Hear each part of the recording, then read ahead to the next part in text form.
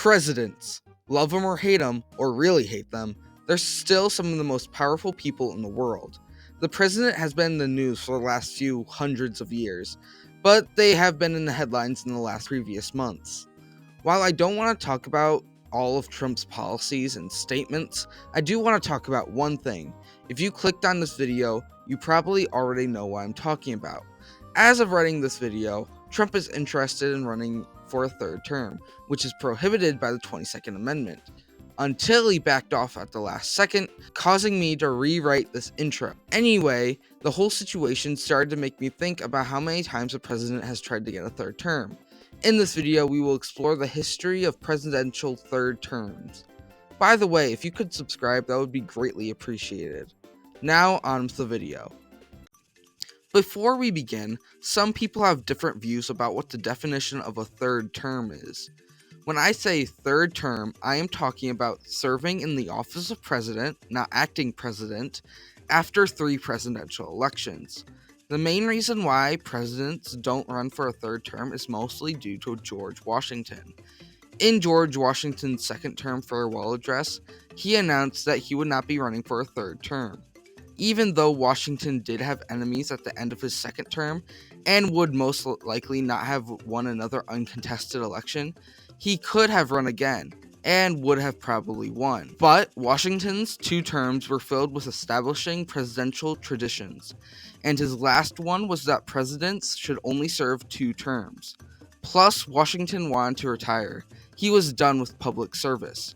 John Adams would not get the opportunity for a third term. Jefferson would also be very critical of anyone who wanted to run for a third term, seeing them as power hungry.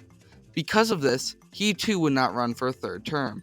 This would continue for Madison, Monroe, and Jackson, all quitting after 2 terms, either because they respected the 2-term tradition or they were just done with their job. But incredibly, no more presidents would get the opportunity to run for a third term, due to a long succession of 1-term presidents, until Abraham Lincoln got reelected in 1864, but he would be assassinated the next year. Finally, after the dumpster fire that was Andrew Johnson was out of office, a president would be elected to 2 terms and survive, and he would begin to question the 2-term tradition. Ulysses S. Grant is my favorite president. Was he a good president? No, of course not, but he is still someone I highly appreciate. And that's basically what people thought about him during his presidency. Even for all of Grant's faults, he was still the hero of the Civil War, and many would always vote for him, making him a popular pick for the 1876 election.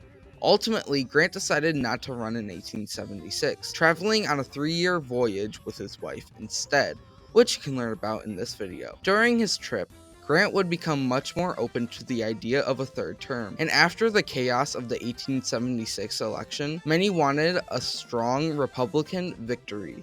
So by 1880, Grant said that if he was nominated, he would accept the nomination, leading Grant to try to run for a third term. Grant was caught up in a party split between the stalwarts and the half-breeds. The stalwarts believed in the patronage system, or giving jobs based on how much the person helped you win the election. This group was also heavily associated with the radical Republicans, and were often accused of waving the bloody shirt, or trying to beat opponents by claiming if they won, the Civil War would have been for nothing, which included not ending Reconstruction, like the Compromise of 1877 said. Due to Grant's involvement in the Civil War and his tendency to give government jobs to his pals, he was a stalwart candidate. In the opposite corner, we had the half-breeds, a name that's really messed up. They essentially believed in the opposite of the stalwarts, like giving people jobs based on experience and ending Reconstruction. They backed Senator James Blaine and Secretary of the Treasury John Sherman. The July 1980 National Convention was heated. The first ballot saw Grant leading, but with only 304 votes, not enough to secure a nomination. The first day saw 28 ballots, but Grant only gained 4 seats. The next day, the 29th ballot saw Wisconsin give 16 of their votes to James Garfield. Garfield was one of John Sherman's biggest supporters, even nominating him to run. James Garfield's strong views against the unit rule, basically a nomination version of the Electoral College, and his speech, which nominated John Sherman, made him more popular with Republicans. Garfield initially refused the votes before the chairman overruled him. Quickly, Blaine and Sherman's campaigns began backing Garfield, and on the 36th ballot, Garfield won with 399 votes. Garfield would go on to win the presidential election before getting assassinated.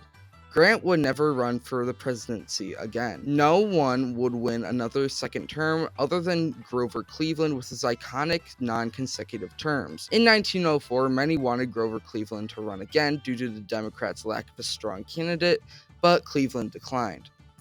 By 1908, Theodore Roosevelt declined to run for a third term.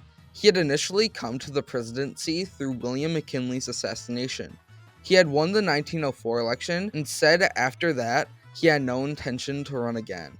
Roosevelt named William Howard Taft, his Secretary of War, as his successor. Taft would go on to win the 1908 election.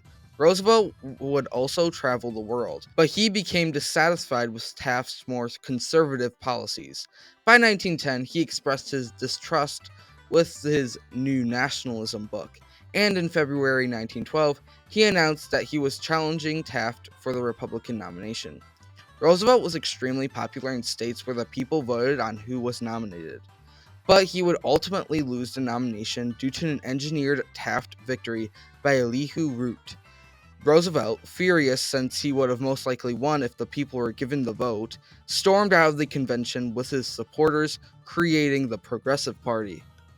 The Progressive Party believed in direct democracy, women's suffrage, tariff reform, and challenging controversial Supreme Court decisions. While they were usually viewed as more conservative, the truth is that Republicans still had a lot of these beliefs. Truly, the main difference between the parties is whether you liked Roosevelt or Taft more. And no offense to Taft, but Roosevelt was just more popular. Meanwhile, the Democrats nominated Woodrow Wilson, and the growing Socialist Party nominated Eugene Debs. Ultimately, while Roosevelt was popular, the Republicans were still split about 50-50. Ultimately, Woodrow Wilson would win the election with 41.8% of the popular vote and 435 electoral votes. Roosevelt was in second with 27.4% of the popular vote and with 88 electoral votes. Taft came in third with 23.2% of the popular vote and 8 electoral votes. Woodrow Wilson would go on to be one of the worst American presidents.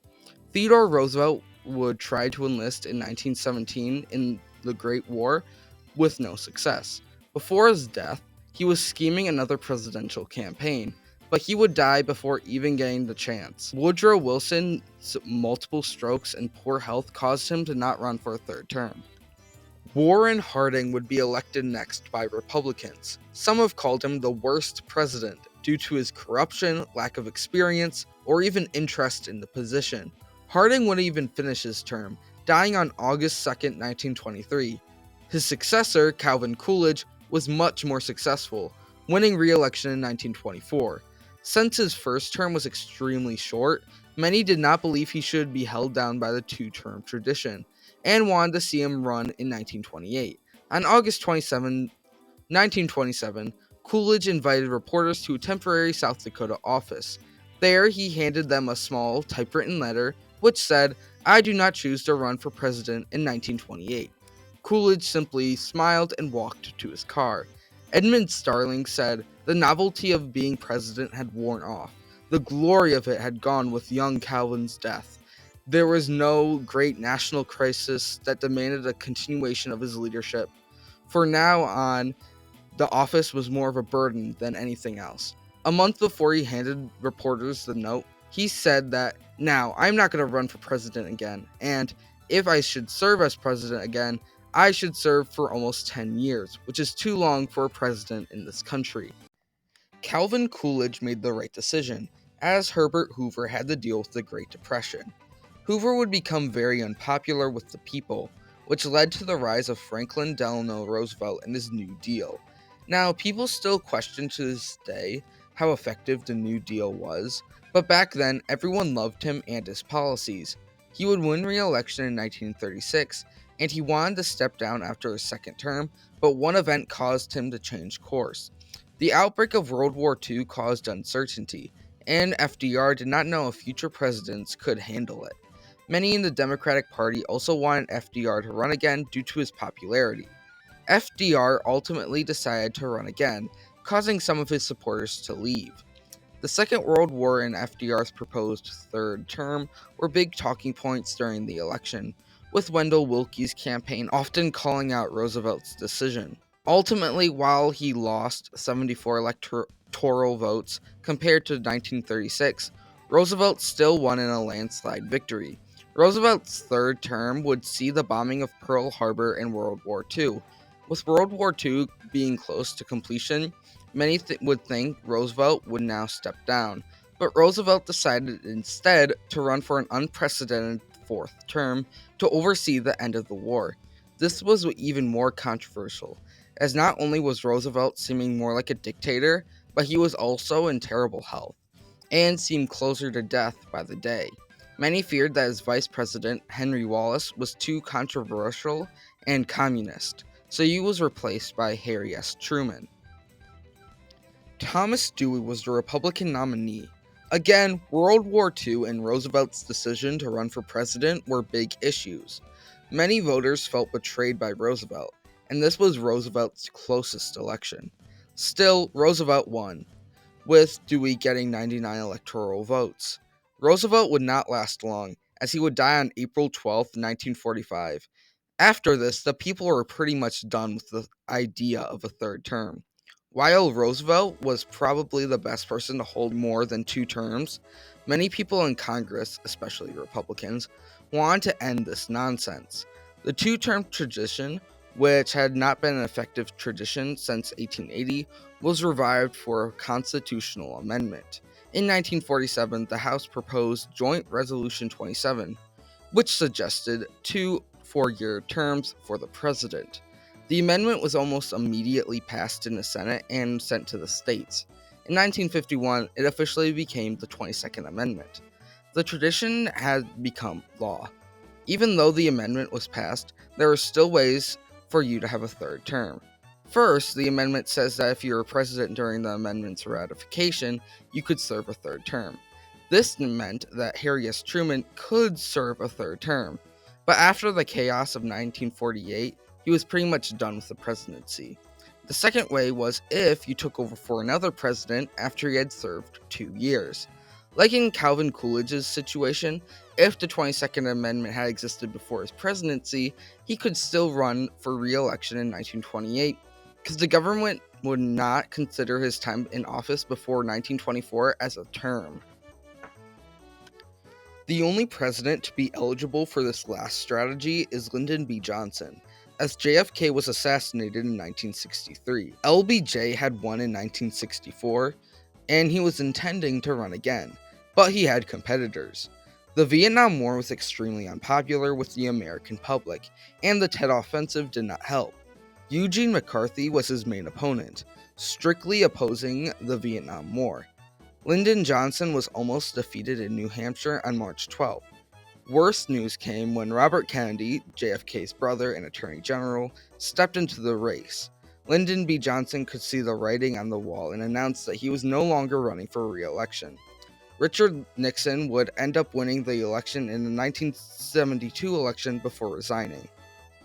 Looking back at the history of attempted third terms, I realized when Congress proposed the 22nd Amendment, the two-term tradition was a myth.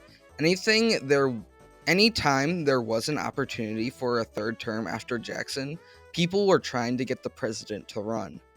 The wake-up call was Franklin Roosevelt, as many realized what could possibly happen with more than two terms.